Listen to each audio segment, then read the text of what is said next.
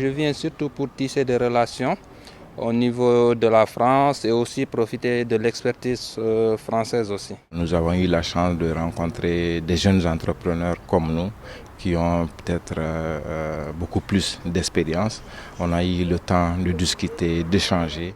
Aussi, j'ai fait de l'immersion au niveau des entreprises aussi pour connaître leur quotidien, comment ça se passe et voir si nous avons les mêmes problèmes aussi en Afrique. Vous savez, c'est toujours bon d'échanger avec d'autres entrepreneurs de l'étranger, de voir comment ça se passe, d'échanger des expériences, des connaissances. Et venir ici, c'est l'occasion justement de discuter avec des entités présentes ici à Montpellier, mais également avec des entrepreneurs étrangers qui ont déjà créé leur entreprise sur place pour savoir comment est-ce que nous pourrions saisir des leviers de croissance. D'où l'idée pour nous de voir quelles étaient les passerelles existantes justement entre l'Afrique et l'Europe pour pouvoir exporter une filiale, pourquoi pas ici, et pouvoir travailler approfondir en tout cas les relations avec la France que nous avons déjà sur le continent africain.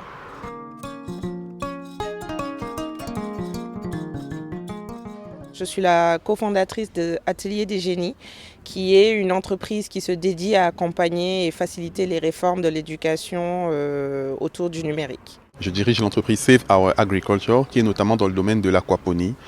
On cultive des légumes biologiques en nous servant d'un engrais naturel provenant des déjections de poissons.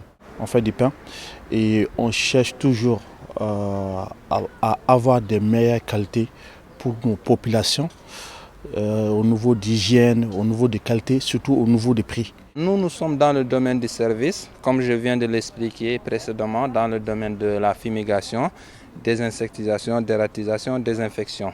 Mon entreprise évolue dans le domaine de la livraison et des courses. Nous travaillons beaucoup avec les restaurants pour la livraison de repas.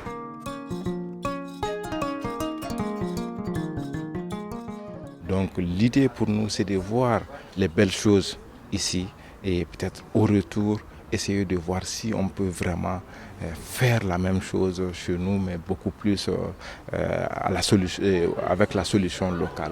Nous sommes dans un pays où nous avons un petit marché. En fait, nous faisons déjà plus ou moins 4 millions d'habitants, donc du coup, ce n'est pas trop évident. Donc la problématique, c'est vraiment être à l'international et tout. On fait avec pour essayer quand même de participer et pouvoir aider nos pays pour faciliter vraiment l'accès au pain aux populations maliennes. C'est très important dans des entreprises comme la nôtre qu'on sente qu'on est en train de franchir les étapes au fur et à mesure parce que ça redonne du peps à l'équipe et ça lui donne envie de continuer le parcours. À partir de 2022, normalement on va s'implanter à Abidjan, ouvrir un bureau à Abidjan et l'objet de ma visite ici, c'est aussi de voir quelles sont les opportunités pour ouvrir dès 2023 un bureau, pourquoi pas dans la métropole.